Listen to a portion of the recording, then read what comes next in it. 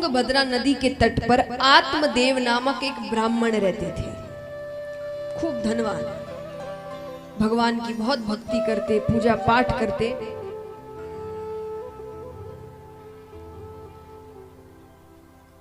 सारे सुख थे उनके पास, सिवाय एक के कि उनके कोई संतान नहीं थी।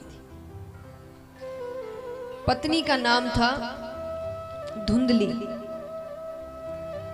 जितने गुण पति में उतने अवगुण पत्नी में। झूठ बोलना, कलह करवाना, जब तक उठकर वो 2-3 घरों में कलह ना करवा दे वो भोजन नहीं करती थी। लेकिन इसके बाद भी आत्मदेव बड़े प्रसन्न थे। ऐसा नहीं कि आत्मदेव सोचे भगवान से कि भाई कैसी पत्नी दी है मुझे, वो कहते भगवान को कि अच्छा है ऐसी पत्नी दी है, ऐसी दी है तो आप में लगा हुआ हूं, अच्छी दी होती तो उसी के पीछे लगा रहता। तो वो इसमें भी प्रसन्न थे कि अच्छा है कोई बात नहीं। बस एक दुख कि उनको संतान चाहिए थी, उनको संतान नहीं हो रही। बड़ी कोशिशें की, हर रूप से पूजा पाठ भी कराए, दान इत्यादि किया, लेकिन संतान नहीं हो रही। अंत में हार कर उन्होंने सोचा कि एक गौ माता को घर पर लेकर आते हैं, उनसे जो बछड़ा या बछड़ी होगी उसको अपनी संतान मानकर मैं पालूं। पर ऐसा दुर्भाग्य कि वो गौ माता भी बांझ निकली, उसको भी कोई संतान नहीं। अंत में ऐसा विचार आया कि शायद मुझ में कोई खराबी है। खराबी यानी मैं ही मनहूस हूं, मैं जिसको अपने घर लेकर आता हूं उसको संतान नहीं होती। ऐसे जीवन का क्या हो? मन में इच्छा आई कि आत्महत्या कर लेते हैं। जाते हैं, नदी में कूदने ही वाले हैं कि पीछे से एक ऋषि खींचते हैं। अरे क्या कर रहे हो? इतनी मुश्किल से मनुष्य जन्म मिलता है, उसको ऐसे ही त्याग दोगे? वो रोने लग गया। उसने कहा मुझे संतान नहीं है, मुझे एक संतान चाहिए, संतान के बिना जीवन जीवन नहीं लगता। अरे संतान नहीं होगी तो मेरा पिंडदान कौन करेगा, मेरा कल्याण कैसे होगा? ऋषि ने कहा तो तुम्हारे हिसाब से जिस जिसके संतान है सबका कल्याण हो गया। पिंड यानी पिंड किसको कहते हैं? शरीर, पिंडदान। ये खास करके मृत्यु के बाद होता है, लेकिन पिंड का अर्थ होता है शरीर। तो उसको भगवान की भक्ति में लगा दो, हो गया पिंडदान। और भक्ति में लगाओगे तो ऐसे ही कल्याण होना है कि कल ही मैंने आपको बताया था कि भगवान ने कहा है जो मुझे भक्ति के रूप से मनाएगा मैं उसके घर जरूर आऊंगा। तो अपने शरीर को भगवान की भक्ति में दान कर दो, यानी भगवान की भक्ति में लगा दो, हो गया पिंडदान, हो गया कल्याण। जब खुद का कल्याण खुद कर सकते हो तो किसी और पर निर्भर क्यों हो? बार बार नहीं पाइए मनुष्य जन्म की मौज, ये जन्म बार बार नहीं मिलता है। पर ये सारी बातें मानो व्यर्थ ही गई। लेकिन इन बातों से आत्मदेव को यह समझ आ गया कि इतना ज्ञान, इतनी अच्छी बातें ये कोई साधारण व्यक्ति तो नहीं कर सकता। वो ऋषि के चरणों में पड़ जाते हैं, मुझे एक संतान चाहिए, कोई आशीर्वाद कुछ भी दीजिए पर मुझे एक संतान चाहिए। ऋषि को दया आ जाती है तो उन्होंने एक फल दिया, जाकर अपनी पत्नी को खिला देना और कहा कि मैंने आज तक के अपने तप का सारा तेज इस फल में डाला है, जो पुत्र तुम्हें होगा वो बड़ा तेजस्वी होगा। ठीक है, पत्नी को जाकर सब बताया, फल दे दिया, कहा कि खा लेना। अब पत्नी मन में सोचे कि कहां से लेकर आए हैं, खाने से क्या हो जाए। फिर वो सोचे कि मानो मैं गर्भवती हो भी गई तो 9 महीने तक हर जगह आना जाना बंद, क्योंकि अब वो कहीं जाती थी तो क्या करवाती थी? झगड़े में तो मारपीट भी हो जाए। अब इतनी मुश्किल से तो खुशखबरी मिलेगी आत्मदेव को कि संतान, तो वो ऐसे ही ना निकलने दे कहीं कि चोट लग गई, धक्का लग गया, मेरे बच्चे को कुछ हो जाएगा। तो वो कहे कि 9 महीने तक तो आना जाना बंद, और चलो वो भी सह लिया। तो 9 महीने बाद जब संतान पैदा करते हैं तो जो असहनीय पीड़ा होती है उसको कौन सहे? मुझसे तो नहीं होगा। चलो वो भी सह लिया। तो बच्चा होने के बाद कम से कम जब तक बच्चा 4-5 साल का ना हो जाए उसी के पीछे लगे रहो। उसने कहा ये मेरे बस की बात नहीं है। ये सोचते सोचते ही उसकी बहन का आना होता है। उसने अपनी बहन को सारी बातें बताई। बहन ने कहा देखो, तुम्हारे पास धन की कमी नहीं, मेरे पास संतानों की कमी नहीं। मैं अभी 1 महीने के गर्भ से हूं। तुम अपने पति से कहना कि तुमने फल खा लिया और तुम गर्भवती हो गई, लेकिन संतान तुम अपनी बहन के घर पैदा करो, तो मुझे जो संतान होगी वो मैं तुम्हें दे दूंगी और तुम मुझे उसके बदले बहुत सा धन दे देना। उसने कहा अच्छी बात है। फल का क्या करें? बोले फल को गौ माता की टोकरी में डाल देते। वो फल गौ माता ने खा लिया। अब धुंधली ने पति से कहा कि वो गर्भवती हो गई, उसे अपनी बहन के घर जाना है। बहन के घर चली गई। यहाँ गौ माता भी गर्भवती होती है। 9 महीने बाद दोनों को बालक होते हैं। वो तो अपनी बहन का बालक लेकर आती है और यहाँ गौ माता को एक बालक होता है। कैसा बालक? शरीर मनुष्य का, कान गाय के। उसके कान गाय की तरह थे। दोनों का नाम रखा जाता है। तो गौ माता से जो बालक हुआ उसका नाम रखा गौकर्ण, कि गाय के जैसे कान, गौकर्ण। और धुंधली से जो बालक हुआ उसका नाम रखते हैं धुंधकारी। दोनों धीरे धीरे बड़े हो रहे हैं। अब बड़े हो रहे हैं तो गौकर्ण जी बड़े अच्छे बालक हुए। सारे गुण उनमें, सत्य की राह पर चलते, माता पिता की हर बात मानते, शिक्षा ग्रहण करते, गुरुओं की बात मानते, बड़ों का आदर करते, बहुत अच्छे बालक थे। और वही धुंधकारी जी सर्व अवगुण संपन्न। नहीं सुना हो तो फिर से कहूं, सर्व अवगुण संपन्न। ऐसे कोई अवगुण नहीं हो जो उनमें ना हो। सारे अवगुण, झूठ बोलना, चोरी करना, नशा करना, मदिरा पान करना, गलत स्त्रियों के साथ संग करना, हर काम करता वो। धीरे धीरे उम्र अच्छी बड़ी होती है। अब देखिए पहले के समय में, जैसे आज के समय अलग अलग रास्ते, एक वैराग्य का रास्ता है। पढ़ाई के बाद कहा जाता है 2 रास्ते निकलते, या तो वैराग्य या गृहस्थ। लेकिन आज के समय में गृहस्थ का मतलब होता है मरते दम तक गृहस्थ में ही रहना। पहले ऐसा नहीं था। पहले गृहस्थ वाले भी गृहस्थ में तब तक ही रहते थे जब तक बच्चे समझदार नहीं हो जाते। जब बच्चे समझदार हो गए तो वो वन की ओर तप करने चले जाते, यानी दोनों जीवन का आनंद लेते। एक उम्र के बाद वो भगवान में लग जाते थे, लेकिन घर पे रहकर तो इस प्रकार नहीं लग सकते भगवान में। तो बच्चों जब समझदार हो गए, अपने आप को संभाल सकते, अपना परिवार बना सकते, तो वो चले जाते थे। तो यहाँ पर गौकर्ण जी और धुंधकारी दोनों अच्छे बड़े हो गए हैं। अब गौकर्ण जी को और शिक्षा ग्रहण करनी थी। देखिए पहले, आज के समय में जब ऊंची शिक्षा, हायर एजुकेशन लेना है तो क्या करना पड़ता है? शहर से बाहर, गांव से बाहर जाते हैं, बाहर पढ़ने जाते हैं, वहां बोर्डिंग स्कूल इत्यादि में रहते हैं, है ना। पहले जब ऐसी बड़ी शिक्षा लेनी होती थी तो गुरुकुल जाते थे। नाम बदलते हैं, चीजें वही रहती हैं।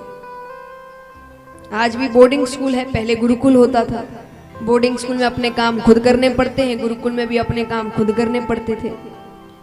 तो उस समय गुरुकुल होता था। तो गौकर्ण जी ने कहा कि मुझे तो गुरुकुल जाना है।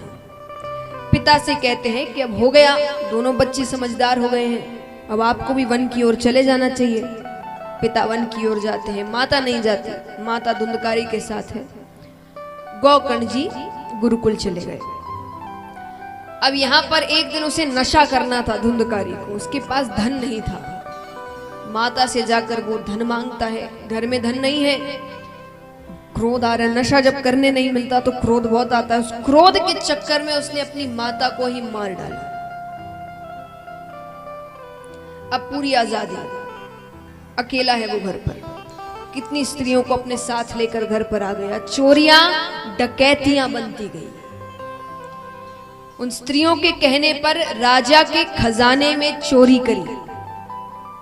अब स्त्रियों ने सोचा एक ना एक दिन तो पकड़े जाएंगे, वो राजा है, राजा के सैनिक हैं, इसके चक्कर में हमें भी दंड मिलेगा। तो एक बार रात्रि में उसे बहुत मदिरापान कराया गया, इतना मदिरापान कि वो कुछ करने की हालत में ना रहे, और अब उसे मारने की कोशिश कर रहे हैं, बड़ी कोशिशें करते हैं, लेकिन इतने पाप किए हैं, इतनी आसानी से तो मृत्यु आने से रही।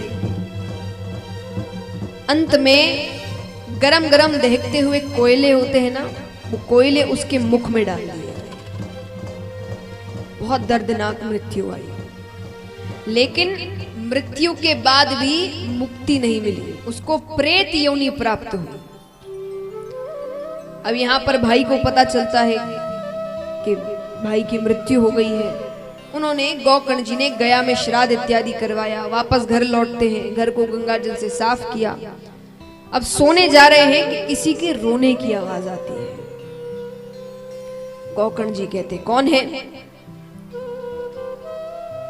एक आवाज आती है, मैं तुम्हारा भाई धुंधकारी, मुझे प्रेत योनि प्राप्त हुई है, तुम बड़े ज्ञानी हो, कुछ करो, मुझे मुक्ति चाहिए, मैं इस प्रेत योनि में नहीं रह सकता।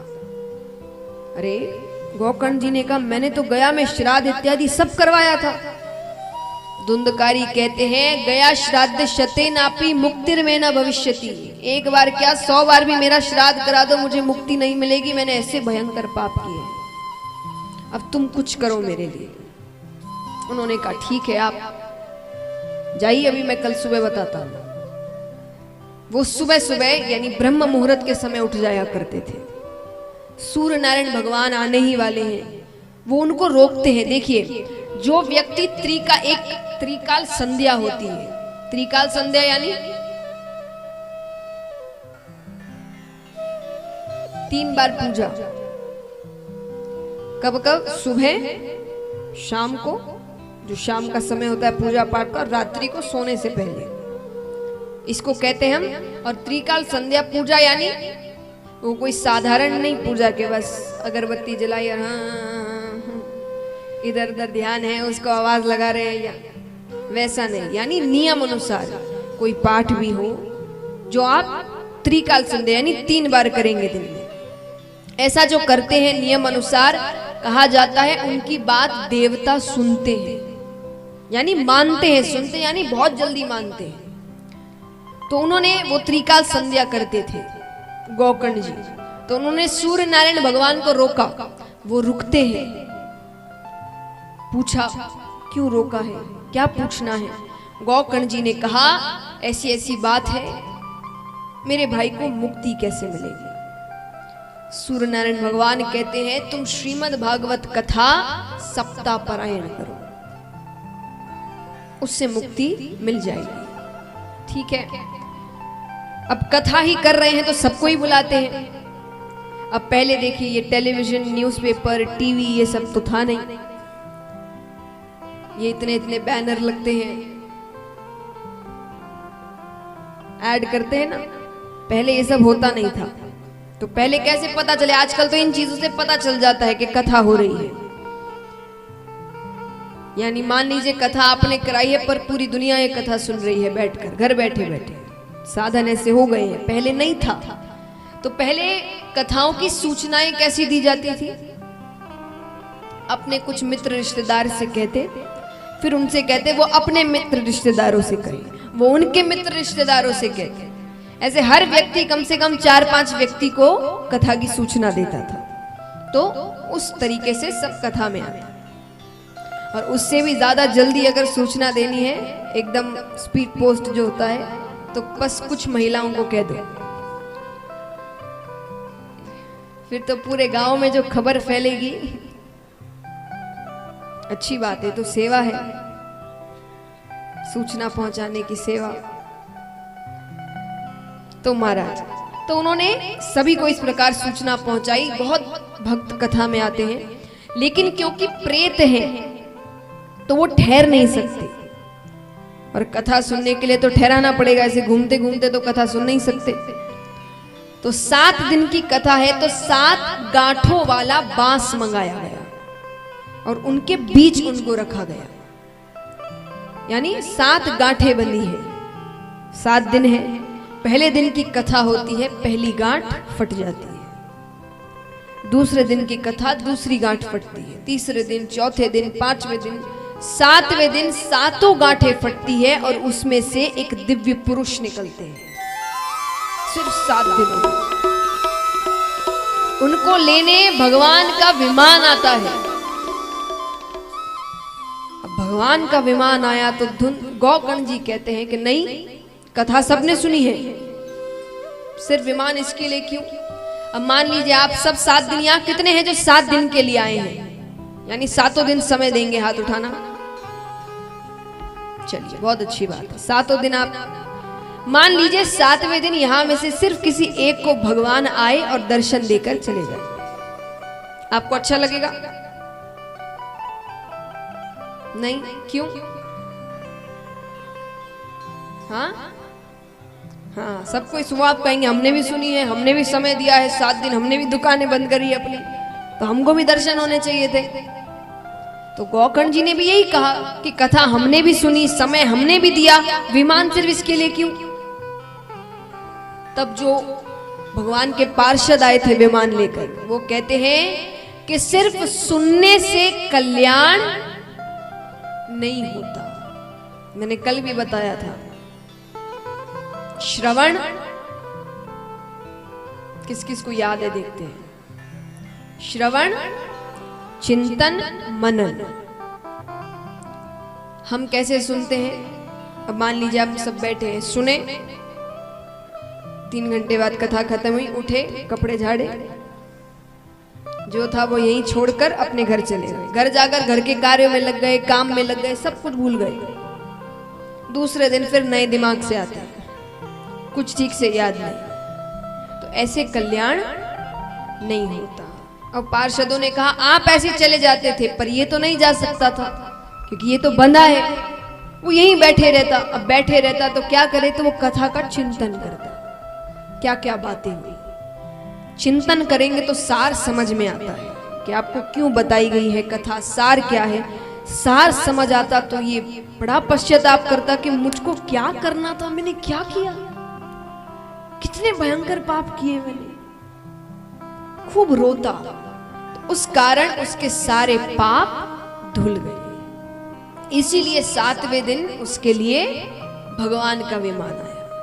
तो इन बातों को ध्यान में रखकर दूसरी बार कथा होती है, और दूसरी बार 7वें दिन जितने भक्तों ने कथा सुनी थी उन सब के लिए भगवान का विमान आता है और सबको भगवान के धाम लेकर जाता है।